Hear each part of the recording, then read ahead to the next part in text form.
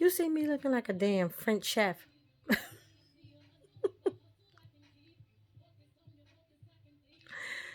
Um, Message. An epiphany, but a message nonetheless. Let me turn this down. I don't know how it may sound in the background. So, well, let me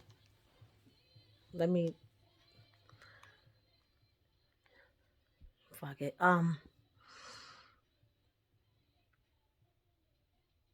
Him leaving, right? Him leaving wasn't the end of the chapter, so to speak. Him leaving,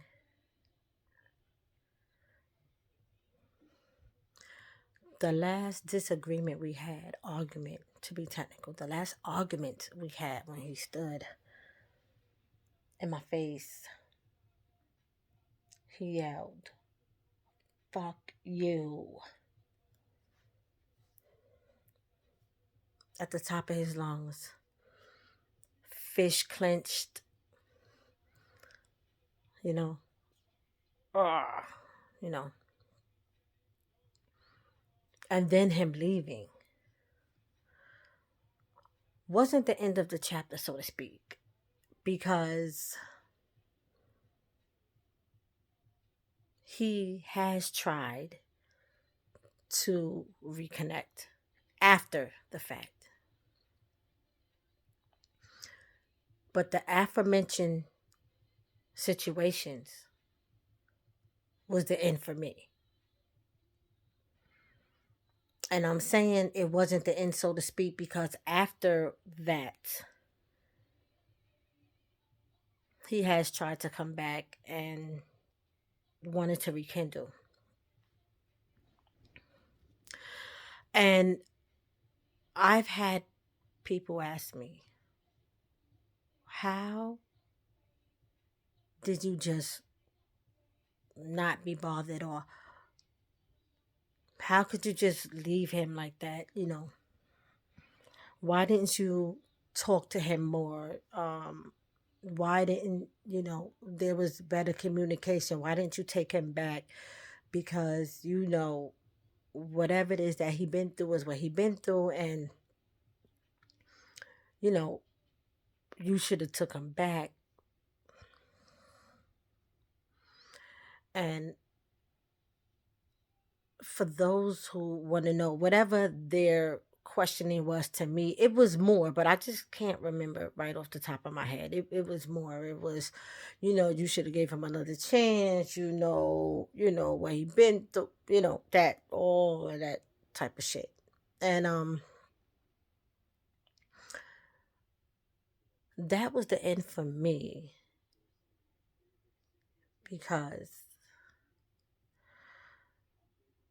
14 years I fought the world to be with that nigga. Like I really felt like we was on some Mickey Mallory shit. Mickey and Mallory. You feel me? And I felt like I did a lot. And turns out that I did shit that he would have never did for me. That he haven't done for me. Upon his return, when I needed his support the most, I won't forget how he didn't give a fuck. He gave me space. He pushed me back. He treated me like an option. You know, um, come to find out he had other options, right? And I guess I was just one of them. But in my book, 14 years of fighting the world for this nigga, I didn't have any fight left in me to turn around and fight him just to be with him.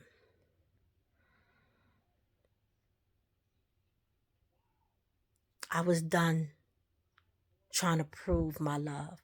I was done with being a pick me bitch. I didn't know I was a pick me bitch. But when you're constantly fighting, trying to prove your worthiness and trying to prove your love to someone, that's the category you fall in. So I was done with that. I didn't want to fight anymore because I had a preconceived notion in my mind that I would have to fight alongside of him to assist him, to be his backbone, to be his support, so that he can get his place in the world, in society, post incarceration. Right? So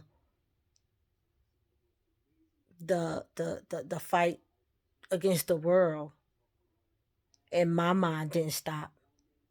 It just transitioned from me fighting the world alone to love him, to us being together fighting the world, so that he can make his mark in the world and we can be together as a unit.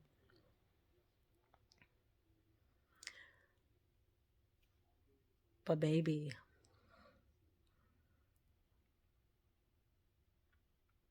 I'ma always go where I'm celebrated, not tolerated. I would rather be at peace now than in pieces with a nigga. Deciding to sever all ties was not easy. It was not easy. It was hard than a motherfucker because remember, I waited a decade and a half, you could say, for this nigga to return. So it wasn't easy. But it was the first time since the age of 18 years old. Well, 17. It was the first time since I was 17 years old that I chose me. And I'm saying because my first pregnancy was at 17. My first full carry through pregnancy was at 17, and I had my firstborn at 18. But when you know that you're becoming a parent, at least for me, I then had to stop being selfish and I had to share my entire world with another little human that I was not responsible for. So from the age of 17 up until the age of 46, I've always chose other people over myself. And with choosing myself, I am not denouncing my children. Motherhood is one of my finest attributes. I am so grateful that I was the chosen vessel. I wouldn't change a thing. I love my boys with all of me, with everything in me. So I'm not saying that. I'm saying, wow. Because now when I even look back at it, think about it now. Think about it. I'm 17 years old.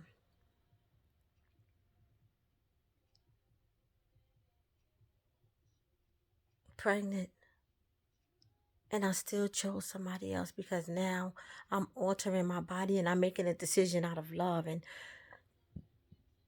the decision at the mind of my at the time, excuse me, in my 17-year-old mind wasn't just that I love myself, I'm gonna have this baby. It was I love him and I'm gonna have this baby. You understand? So up until this age now, right? It's been since July 21st, because that's when he left. Well, July 20th is when all the shit started really like going down. Shit. I finally choose me. And I stuck with that shit. And that's what got me here. It wasn't easy. You know, we're creatures of habit. You know, we're women, we're nurturers, we're lovers. But yeah, I chose myself and I don't regret it. I don't regret it. So to all the people who ask me, Why did I give up? I didn't give up.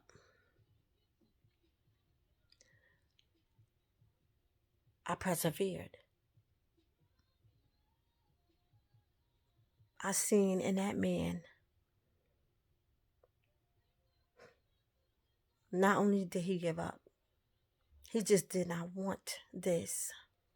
He did not want me, these kids, this situation. He didn't want it. And I'm not chasing no motherfucking nigga. I don't give a fuck how much history we got. I'm not chasing you. I'm not begging you. And with all that I have dedicated and sacrificed thus far, I felt like I had nothing else to prove to him as far as him understanding that I wanted us to be together and be a family.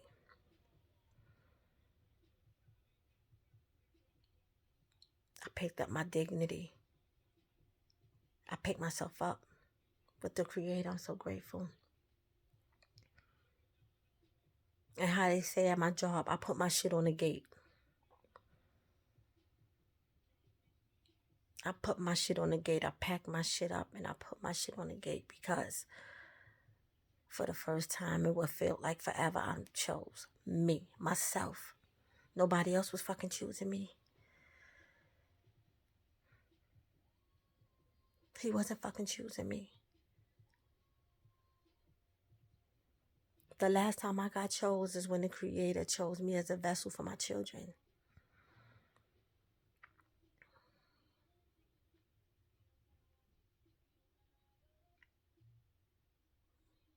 I'm just not that type of woman to crawl on my belly and on my knees to a fucking man that clearly shown me that he don't want me. No. And I don't advise you to do that shit.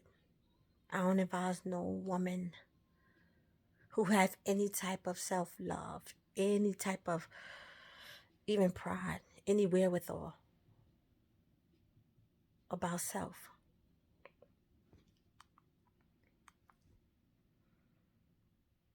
Don't motherfucking beg no motherfucker to be with you. And there's different levels of begging, okay? Y'all know that. You know that. From literally begging a nigga, please don't go, to taking him back several times after he done violated you, disrespected you, hurt you. These are decisions that he's made. Conscious decisions that he's made. Okay? So every time he come back with a fucking song, you got a tear in your eye. And you accepting that bullshit. That's a form of begging.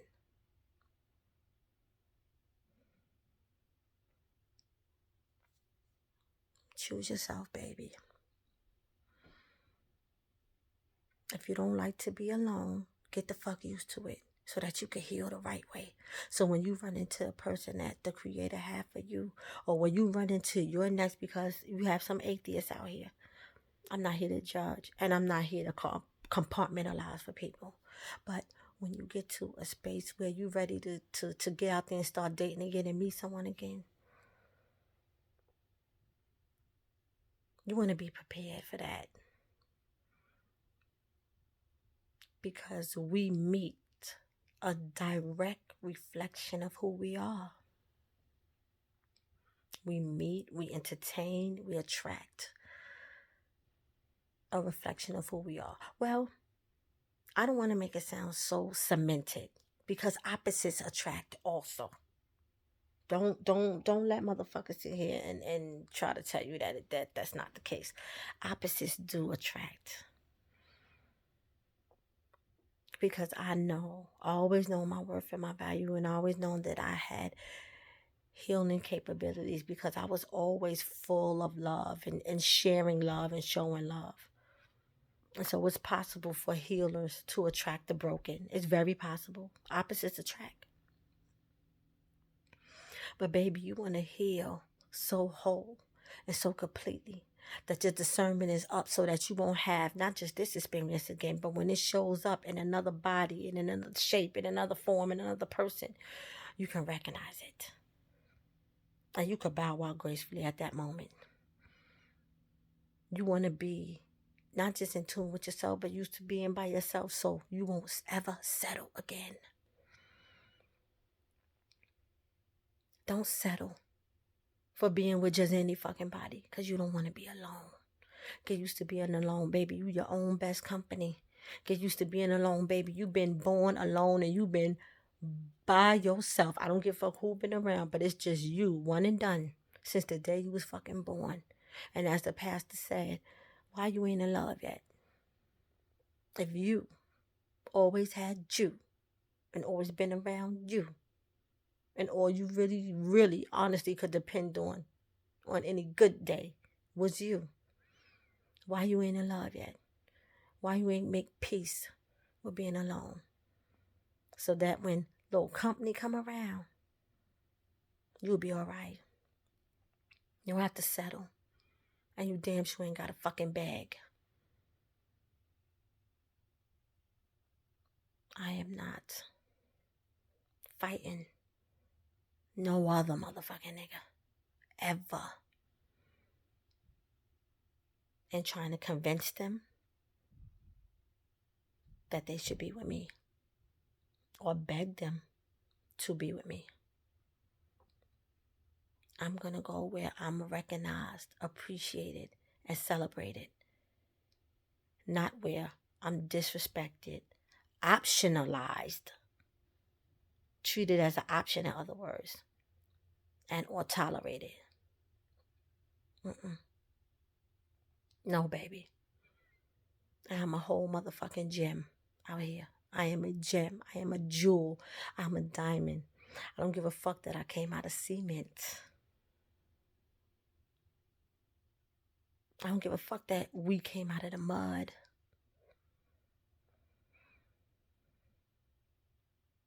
Have enough love within yourself to recognize who you are. And if you don't know who you are, it's okay. Work on it. Work on it so that you won't need no one to define you. Work on it so that you don't have to settle. Work on it so that a motherfucker outside of you, nigga or bitch, whatever your preference is, or whoever it is that you're dealing with that hurt you, mother, father, whoever, can't look at you and tell you who the fuck you are. And you actually contemplate it because you're unsure. No, baby. No.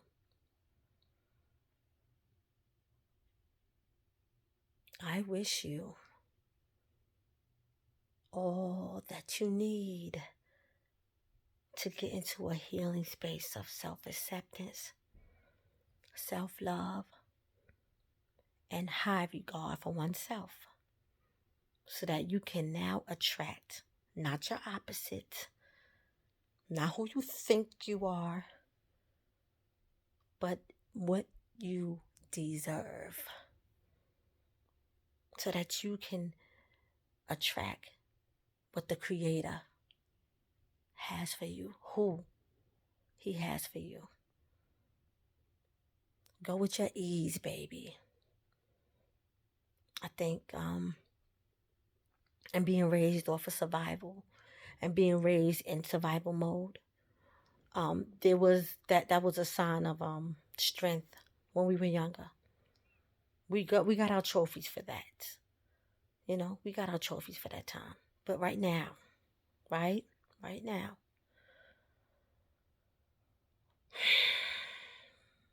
stop fighting. Ain't no need to fight. Stop fighting yourself for this nigga. Stop fighting yourself for that bitch. Stop fighting yourself to stay in places that you know motherfucking well you ain't supposed to be. Go with your ease, baby. Go with your ease. That's your intuition talking to you because it feels right. It's signaling to you it's right because it's going to tell you what's wrong. Stop fighting yourself. Stop fighting your intuition. Stop fighting the creator. Get out your own motherfucking way. It's all right. I know that we're creatures of habit and to change it's not going to be easy. I know, but you're worth it, baby. We worth it. And I know I'm rolling my eyes a lot, but I'm just trying to stay calm because really I just have this passion in me that's set aflame right now. That's burning because it's so sincere what I'm saying. So, I'm trying to keep it as less ghetto as possible. So what helps me is to just keep my voice at a level tone and get my point across. And then get my point across. Excuse me for rolling my eyes because I really want to do, I really want to do all that. But okay, I'm not. Because we grown and we having a conversation. Okay? So now I'm really going to take my ass to bed. It's just, I was laying here relaxing and it came upon me. So I'm sending it out. Okay? God bless you, baby. Blessings to you. Blessings to me. May we heal together and ascend to our higher self and greater good and live, baby. Live our best motherfucking life for this little bit of time we got left here. Live it. Enjoy it. Peace and blessings.